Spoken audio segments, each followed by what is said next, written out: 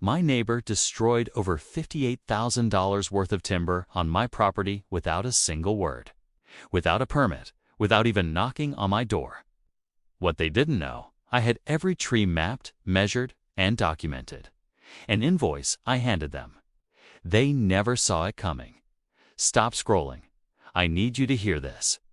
My neighbor illegally cut down dozens of trees, some over 70 years old, without permission, without a permit, without warning.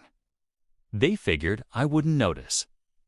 They figured I wouldn't do anything. They figured wrong because I didn't call the cops first. I didn't scream over the fence. I didn't post about it online. I sat down, I opened my records, and I sent them the most expensive piece of paper they have ever received in their life. Welcome to HOA Drama Neighbor. Buckle up. Let me take you back about 4 years. I purchased a piece of land on the edge of town, 18 acres of mixed hardwood and pine, mature oak, black walnut, white ash. It's you. No timber. You know those aren't just trees. Those are decades of growth, decades of value, and in some cases, irreplaceable specimens that can't simply be replanted and apologized for. I paid good money for that land, and a large part of that price was the standing timber on it. From the day I closed on that property, I documented everything. I had a licensed professional out. We cataloged species, diameter at breast height, estimated board feet of usable lumber, and also the approximate market value for each significant tree. I did this because I'm meticulous, not because I expected this. But as it turns out, that paperwork was about to become the most important thing I owned. My neighbor, let's call him Frank, had the parcel directly adjacent to my western boundary.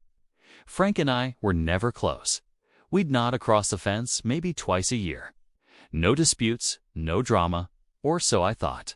One Tuesday morning in early November, I drove out to the property to check on some fencing I'd repaired the week before. I parked at the gate, like always. I walked the path along the western tree line, like always. And then I stopped dead. The trees were gone. Not trimmed, not thinned. Gone, stumps, sawdust, skid trails in my soil where logging equipment had dragged trunks across my land. A whole corridor of my timber, I estimated on the spot, barely breathing, had been clear-cut right up to and in some places beyond my property line. Fresh cuts. Some stumps were still bleeding sap. This had happened within the last 72 hours. I stood there for a long time. Not screaming, not crying. Just standing, doing math in my head. I knew exactly what those trees were worth because I had the paperwork, and I knew exactly what I was going to do next. I walked the entire area before I touched my phone. I counted, photographed every stump, every skid mark, every piece of evidence I could find. Then I called my arborist. Then I called my attorney. In that order. I did not call Frank. Here's something most people don't know, and I want you to pay close attention if you own land. Timber trespass laws exist in most U.S. states, and the penalties are severe. In many jurisdictions, the party responsible for unauthorized timber removal could be held liable for 2, 3, or even 4 times the value of the timber taken. Not replacement cost market value of the mature, standing timber. This is not small claims territory. This is circuit court money. My attorney confirmed what I suspected immediately. Frank had hired a logging company, and whether through negligence or intentional disregard, they had crossed my clearly marked property line and harvested timber that was not theirs to touch. The survey pins were there. The posted signs were there. The documentation was airtight. The arborist assessment came back within a week. 53 trees, species ranging from white oak to black walnut, combined. Stumpage value, that's the price of standing timber before processing, calculated at $58,400. Under the timber trespass statute in my state, the statutory damages could run as high as 3 times that figure. I had Frank's logging company's name from the equipment markings. I had photographs, time-stamped and geotagged.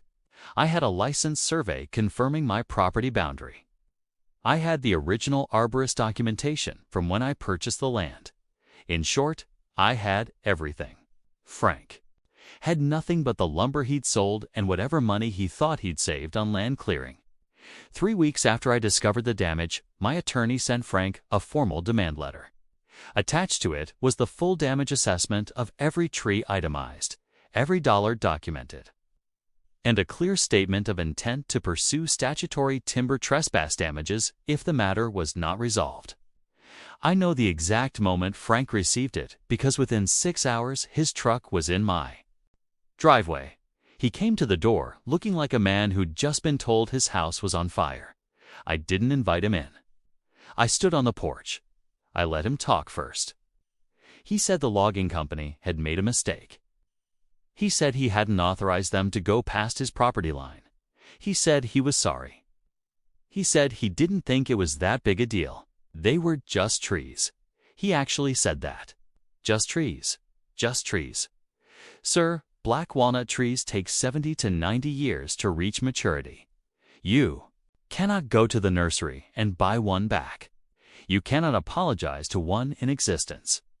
Those trees were there before either of us was born, and they will not be there for our grandchildren because someone decided without asking that they needed to be removed. I told Frank calmly that I wasn't there to discuss the logging company's intent. I was there to discuss the remediation of my property, and I handed him a copy of the demand letter in person to make sure there was no misunderstanding. About what was in it, Frank hired an attorney. His attorney pushed back, argued the logging company bore primary responsibility, and suggested that my damages were overstated. My attorney disagreed and submitted a supplemental brief citing the specific timber trespass statute. 3 comparable case precedents and a revised damage figure now incorporating the statutory treble damages clause that put the accidental liability at just over $175,200. Frank's willingness to negotiate became substantially more cooperative at that point. I won't give you the final settlement number because that's part of a confidentiality agreement. What I will tell you is this: I was compensated fairly. I was also compensated for a portion of my legal fees, and a formal acknowledgement of liability was signed. The logging company's insurer was also brought into the process, and they ultimately bore a significant portion of the settlement. Frank and I no longer nodded each other across the fence. I consider that an acceptable outcome. The difference between someone who gets walked over and someone who wins is almost always paperwork. Know your property, know your rights, and know exactly what you own before someone else decides they can take it. If you're a property owner, I want you to do something this week. Get your land surveyed if you haven't recently. Document your significant trees with a licensed arborist. Take photographs of your property line markers and post them to a cloud. Drive with a timestamp. None of this takes more than a weekend and a few $100s. What it gives you is armor. Because the reality is, neighbor disputes are almost never about malice. They're almost always about assuming someone assumed the line was further than it was, assumed you wouldn't notice, assumed you wouldn't push back.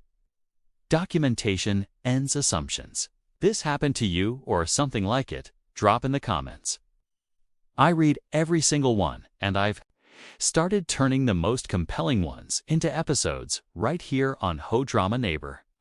Hit subscribe so you don't miss what's coming, because I have a mailbox full of stories, and some of them are going to make this one look tame.